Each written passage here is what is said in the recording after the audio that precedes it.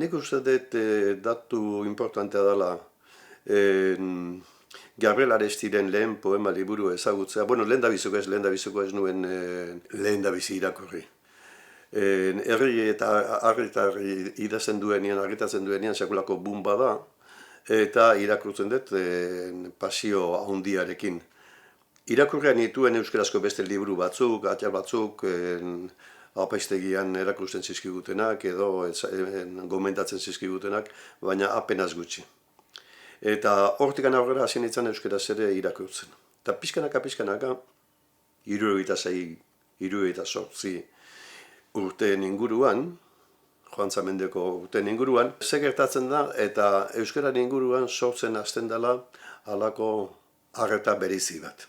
Eta ikusten duzu, zure inguruan, halako berpiste bat. Eta berpiste horren, bueno, pixkanaka, berpiste horrek erakarri egin ninduen. Eta erakarri ninduen, hain zuzen ere, arteaz eta literaturaz eta gogora horietaz, entusiasmoa handiarekin hitz egiten zelako. Eta ez dut ukatzen egongo ez zirenik arrazoi politikoak ere, garai haiek alakoaz ziren eta egongo ziren eta egon ziren baita ere. Baina nik gogoan dudana ura da. Eta ark eragin zidan, eragin ninduen, pauso ematera, batetikan bestera, hizkuntza batetik bestera. Eta gauza kuriosoa da. Gaztelaniaz poesia idazten nuen, eta euskarara pasan nintzenean, gehiago ez dut nizan aukerak nire dituen guztiak, baina ez dut inoiz asmatu nire gustuko poesia bat egiten. Zer esplikazio duen horrek ez dakit eta uste dut jakin gabe hilko naizela. Otxopetxe idazten hasi nintzenean, kostiente nintzen eta kostiente ziren gero ura irakurriko zuketen irakurle guztiak, ez genuela erreferentzia linguistikorik etxean ezagutzen genuen euskara eta orduntxe tajutzen edo hasi xamarra ginen euskara batua.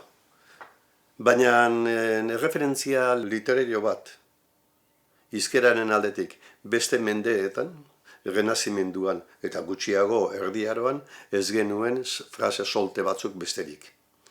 Eta orduan nik idatzi behar baldin banuen. Erdi Aroa edo dam, aro batean, kokatu nahi nuen nire historia eta nik ala kokatu nahi nuen, orduan hizkera bat asmatu behar nuen.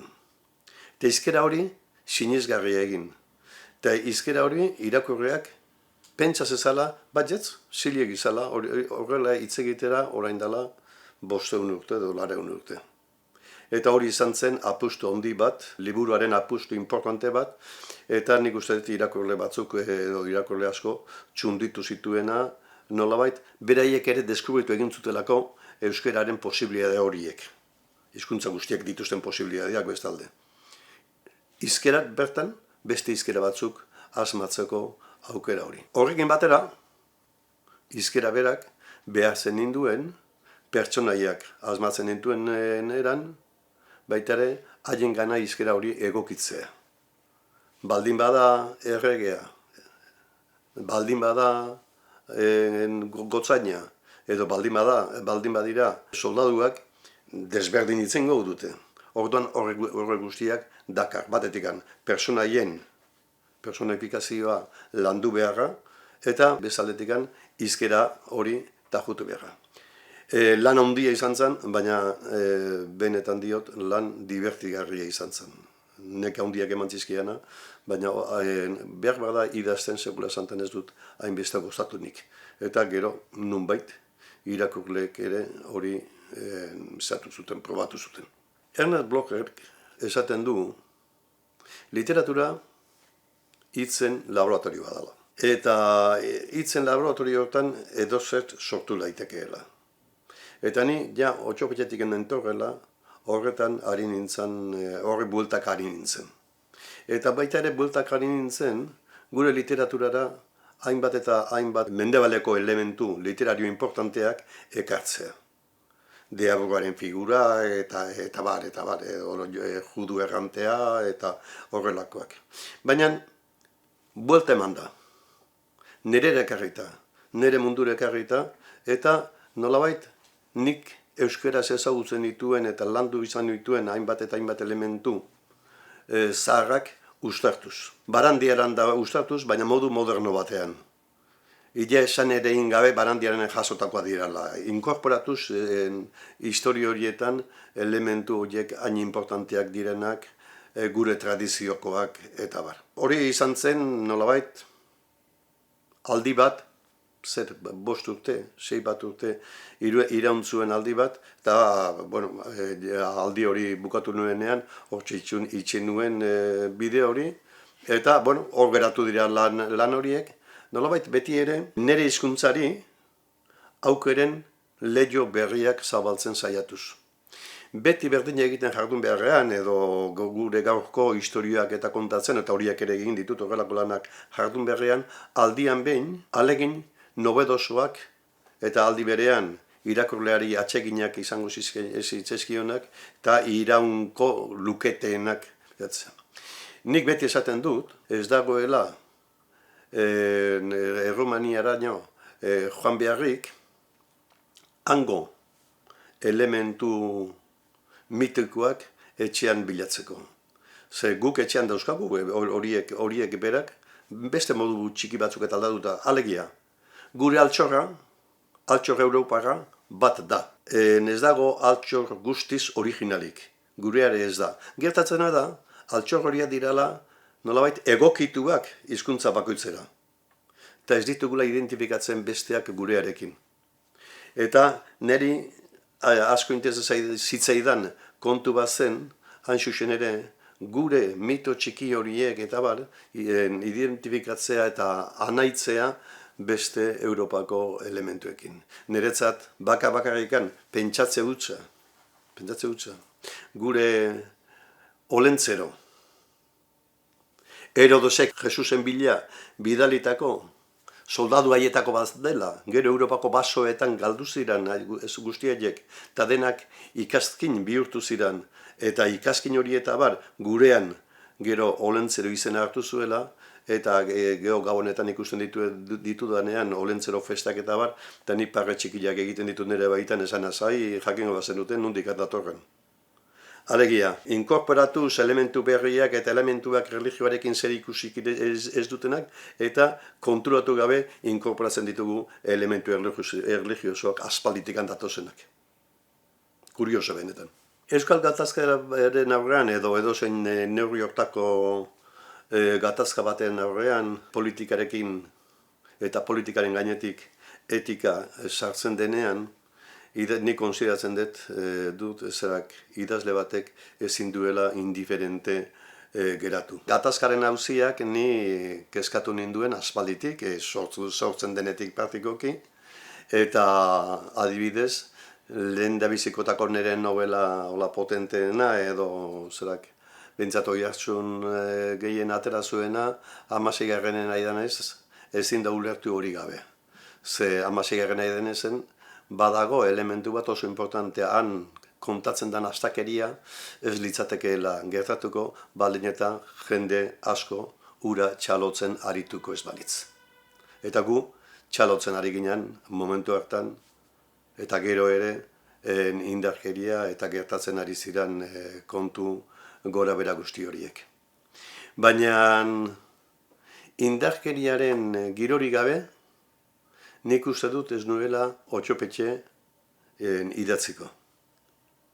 Otxopetxen ere dago indarkeriari buruzko barne zelaitxo bat, barne esparru bat, non indarkeriaren galera eta indarkeriaren mina presente dagoen etengabe. Nik uste dut, hori aintzat hartzen baldin bada, Otxopetxe baduela beste irakurketa bat normalean egiten zaionetik kanpokoa.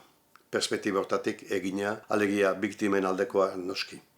Eta beste libururen batean edo bestean ere badaude elementuak. Oso herri txiki batean, hain konprimituta dagoenean halako egoera berezi bat.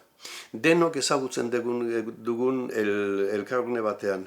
Ez hiri handi batean edo nazio izugarri batean eta bar, baizik eta hain konzentratua denok elkar ezagutzen dugunen eta sekulako eragina du, eta nik amentzat sekulako eragina zuen. Eragin, obsesio bat, praktikoki, egunero horren kezkarekin edukitzen zintuena.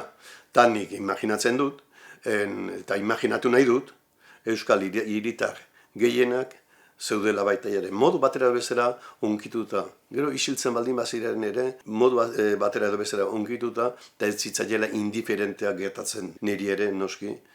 Ez noski hiritar bezala, ez da noski idazle bezala ere. Telebistak zineak kontu bat. Eta da, idazten ari naizenean, beti ere, kamera bat edukitzean nerekin. Horrek ez du esan nahi idatziko dudana, kamerarekin idatziko dudanik. Baina bai, erabaki behar dudala, kamera erabiliko dudan ala ez. Kamerarekin ikustentan guztia, entzutentan guztia eta kamerarekin bezala hartzeko garaian, zu jokatzen duzu modu batera. Eta hori ez baldin bada, kamerarik ez baldin badezu, zure irudimenak beste modu batera funtzionatu behar du. Eta funtzionatu behar du, ez hor daukazun begi batekin, zur gandikan kanpo dagoen begi batetik, bezik eta buruarekin osatu behar duzu idatzi nahi duzun hori. Eta erabaki hori, kamerarekin idatzi edo kamerarik gabe idatzi, niretzat oso importante izan da, beti ere hori kontron izan beharra. Asko erakusten du, eta irakasten du. Gero eta ugariagoa da literatura fragmentarioa. Eta errealitateari aurre egiteko fragmentuetara jotzea, imposibiletzat jotzen dugulako mundua den mosaiko handia besterik gabe hartzea. Fragmentariotasunak ni asko eragin nau aspalditik, eta oso ona iruditzen zait, bai novela egiteko, baita saiakera egiteko ere. Nik fundamentalki saiakera egiteko erabili izan dut, eta niri etekin ona ematen dit. Baina konsiderazio bat egiten badin bat dut, eta da, 19. mendean, 18. mendean, estender batek, bere bizitza guztian oso gutxi ikusi duela bere mundua aldatzen. Eta gure gurasoek ere oso gutxi ikusi zutela mundua aldatzen. Baina guk, nire adinean ezagutu dugula, ila praktikoki, erdi aroa, nik esaten dut. Ez dakit esaten dudan txantxetan edo benetan, nik uste bietara esaten dut erdi aroan jaioan izela. Hau da, gu bizi genduen erlijioaren inguruko mundu itxigura eta bar, gehiago zuen mundu modernotik baino erdi arotik. Mundu guzti gura ezagutu genuen diktadura ezaguten genituen hainbeste gauza eta oso txikitatik, eta gaurko mundura etortzen baldin bagera, zenbat aldaketa fuerte izan diren sekulakoak eta iresten joan geraenak. Eta hori dana, gorputz, bakar batean hartzea oso zaila da. Mosaikoak osatzea oso zaila da gure mundu gero eta pluralago batean eta sakabanatuago batean. Eta fragmentu berriz ematen dizute txinparta, ematen dizute intuizioa, eta ematen dizute baita ere fragmentu horiek bat eta bestea osatzeko aukera. Eta osaketa hortatik, nik ez dut osatuko gure munduaren mosaiko bat, baina bai gutxienez nik mundua ulertzeko nire mosaiko propio bat. Baina ez, idazkuntza lineal baten bidez eta arrazional baten bidez, baizik eta fragmentu horien bidez eta irakurleak fragmentu horiek lotzerakoan egin beharko duen lanaren bidez. 14 bat urte egin dituen egunero zutabe bat egiten. Batzuentzat hori oso gogorra zen, disiplina handia behar zuen eta abar. Eta nik ez dut esango disiplina behar ez duenik, baina niri oso ondo etortzen zitzaidan ariketa moduan. Burua liger edukitzeko moduan. Gero, gustua geratzen nintzen nien zutabe batekin, gustura egiten nion, gusturako egiten nion, egin beharko nuen lanari, idazten ari nintzen, novelari edo dena delakoari. Zutabe bat netzako flash bada. Zutabe bada, momentu batean harrapatzen duzun elementu bat, tximeleta hori, desagertuko dana, segituan desarrollatzen ez baldin duzu. Eta askotan esan dudana, eta da, ni ezak kazetari filosofiarekin oso leiala izan naiz beti, zutabe horiek idazterakoan. Ez du sekula, kanpora joan behar ez baldin manun bintzat, ez du sekula zutaberik eduki erreserbakorik, bada espadare edo frigorifikoan, osgailuan. Beti egunean egunekoa egin dut. Eta zergatik, kazetaritza lanak duen tensio hori, eguneroko tensio hori, nik ere mantendu behar nuelako kazetaria izan nahi zuen bitartekari periodiko batean. Nire narrazioaren eta nire saiakera egite moduen arteko harremanei buruz, gauza hauetan ez dira hasiera-hasieratik kalkulatzen, ni behintzat gutxitan kalkulatzen ditu kontuak, berez etortzen dira. Eta iritsi zen momentu bat, non gerota nobela gutxiago irakurtzen nuen eta gero saiakera gehiago. Nik uste modu normal batean elementu ensaistikoak sartzen zirela idazten ari nintzen horretan eta integratzen dituela hausnarketak eta horrelakoak pentsamentu mundua edo jartzen nuela beti ere errekurtso literaria baliatuz eta pertsonaia jarriz pentsatzen eta bere kabilazioak eta egiten bera baitako. Eta joko horiek gustatzen zitzaizkidan novela egiten ari nintzela. Eta alderantziz, saiakera bat egiten ari nizenean, aldeko kontrako buelta bat egiten dut.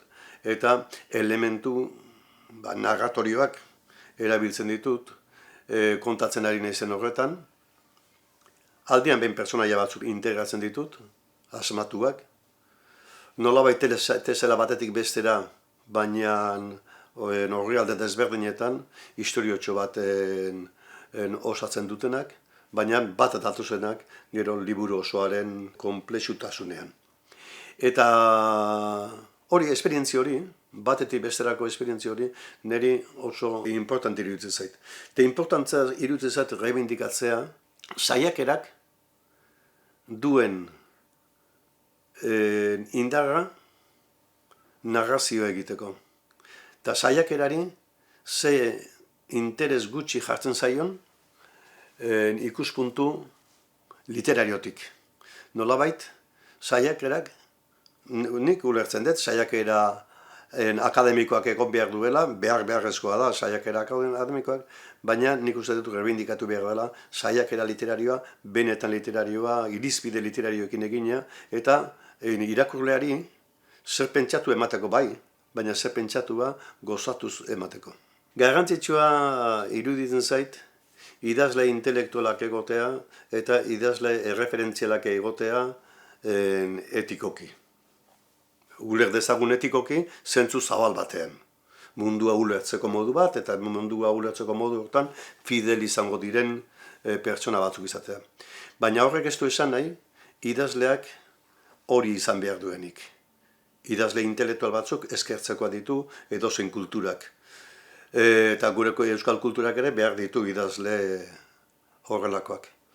Baina denei hori eskatzea, ez? Poeta batek ez dauka zertan hortan saiaturik. Poeta baten egitekoa, berez da poesia alduen onena egitea. Novelagile batena baita ere. Ta ausartzen dena, edo premia ikusten duena, eta bere baliabide artistikoak baita ere modu etikoan garatzeko eta eskaintzeko gaidenak, nik eskertzen dut existentzia hori. Eta uste du gainera, sistema kultural guztietan egotea halako erreferentzia intelektualak, halako erreferentzia etikoak baita ere nire dituko nioke, egotea, eta bai irakurleek eta baita gizarteak ere. Nolabait, literatura erreferentzial bat, jende, eguneroko kalean dabilen jendearentzat.